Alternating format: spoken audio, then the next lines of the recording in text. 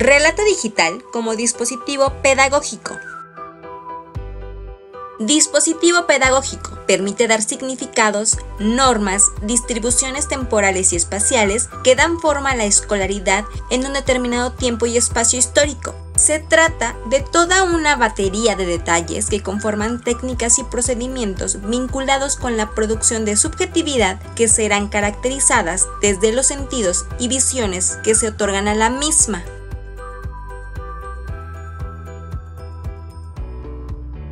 Dentro de los dispositivos pedagógicos se pueden encontrar avatar digital, incidente crítico, nube de palabras, relato digital personal, relato digital, entre otros. El relato digital, RD, desde una perspectiva pedagógica, recoge y narra hechos, cuenta y comparte historias, potencia el aprendizaje de profesores y alumnos, de aquellos que crean el relato y de aquellos que se apropian de él. El relato digital consiste en contar relatos de forma digital compuestos de narrativa textual, visual y sonora. Dichos relatos pueden ser sobre sucesos importantes, lugares significativos, actividades que se realizan, etc.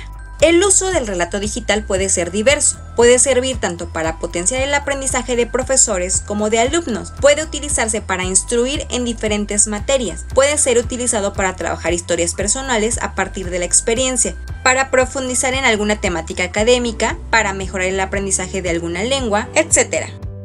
Con el relato digital podemos conocer y reconocer personajes trascendentales como el aquí mencionado, Paulo Freire. La metodología consistió en realizar una investigación sobre la vida de Paulo Freire en sus diversas vertientes, principalmente en el ámbito profesional. Se prosiguió con la redacción en forma de narrativa de los elementos más relevantes, tomando en consideración la aplicación del storytelling. Posteriormente se realizó la grabación y producción en video del relato digital. La base fundamental del relato digital es la narrativa. Esta abre un panorama de alternativas y posibilidades para el abordaje desde la investigación, en donde en el proceso de legitimación de la misma se transita de una visión ontológica a una visión epistemológica, considerando circunstancias históricas, psicológicas y sociales. El relato digital forma parte de la investigación biográfico-narrativa. Esta es una perspectiva que pone en primer plano a los sujetos, se explora en ellos su experiencia, su identidad, a ellos mismos.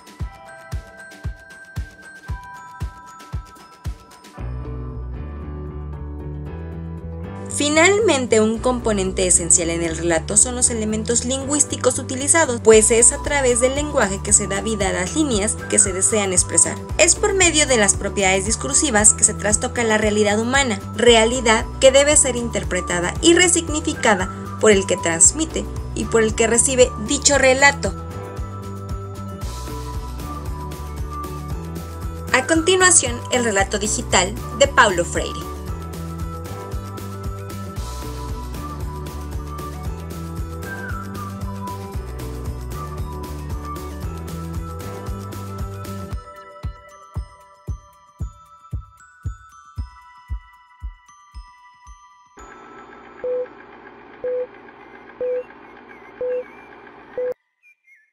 Paulo Freire. Las 10 cosas que quería saber sobre él. Paulo Reglus Neves Freire nació en Recife en 1921, capital del estado brasileño de Pernambuco. Su padre le enseñó el alfabeto antes de que Paulo empezara a ir a la escuela. Dividía estas palabras en sílabas y las reunía formando otras palabras. ¿Habrá que ver ahí las primicias de un futuro método de alfabetización? A la edad de 20 años empezó a estudiar Derecho, pero tuvo que interrumpir los estudios varias veces por razones económicas, al tener que ganarse la vida y contribuir a la economía familiar desde una temprana edad. El título de licenciado en Derecho permitió a Freire enseñar en las escuelas secundarias brasileñas. De 1944 a 1945 enseñó el portugués. Era además el abogado de un sindicato y daba conferencias sobre cuestiones jurídicas a los sindicalistas de los suburbios de Recife. Las relaciones de Freire con los sindicatos dirigidos por el Estado le ayudaron a obtener un puesto en el Servicio Social da Industria, SESI, en calidad de jefe del Departamento de Educación y Cultura. En 1954 fue nombrado director de esta institución, de la que dimitió después de recibir críticas por su modo de administración democrático, abierto y libre.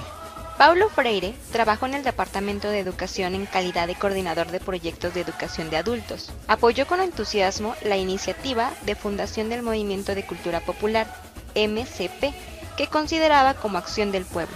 Ese sistema le valió el exilio en 1964, tras haber pasado 75 días en prisión, acusado de ser un revolucionario y un ignorante. Después de este episodio, pasó 4 años en Chile y 1 en los Estados Unidos. En 1970 se trasladó a Ginebra, donde trabajó en el Consejo Ecuménico de las Iglesias. En 1980 volvió a Brasil para reaprender su país.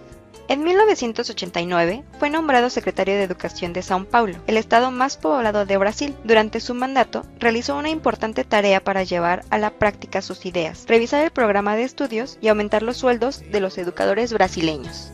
Sus obras más famosas son La educación como práctica de la libertad y sus 5 pedagogías: del oprimido, de la esperanza, de la autonomía, de la indagación y de la tolerancia.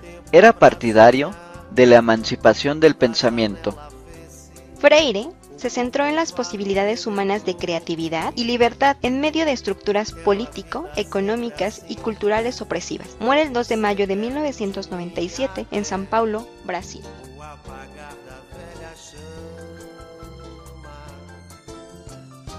Freire realizó una crítica a la educación bancaria. No se trata de depositar los conocimientos en las personas, sino de sacarlos de ellas. Para ello impulsó el método de la palabra generadora, desde una pedagogía pensada en las personas marginadas y oprimidas. Por tanto, Freire es un pilar en el paradigma de la educación crítica. Paulo Freire visitó México por primera vez en 1968. Asistió a uno de los más importantes espacios de reflexión y teorización de América Latina, el Centro Intercultural de Documentación CIDOC, coordinado por Iván Illich en Cuernavaca. Paulo Freire volvió a México en julio de 1983 para una serie de diálogos con educadores y educadoras de este país. Uno de los objetivos de la visita era conocer y contribuir con el Instituto Nacional para la Educación de Adultos, INEA, que había sido recientemente creado con el fin de materializar una oferta educativa diferenciada para los trabajadores jóvenes y adultos. Asimismo, México facilitó la proyección del pensamiento freiriano en el horizonte hispanohablante y lo enriqueció con unas experiencias educativas rurales que echaban raíces en el proyecto revolucionario y en los saberes tradicionales indígenas. Solo existe el saber en la invención, en la reinvención, en la búsqueda inquieta, impaciente, permanente que los hombres realizan en el mundo, con el mundo y con otros. Búsqueda que es también esperanzada.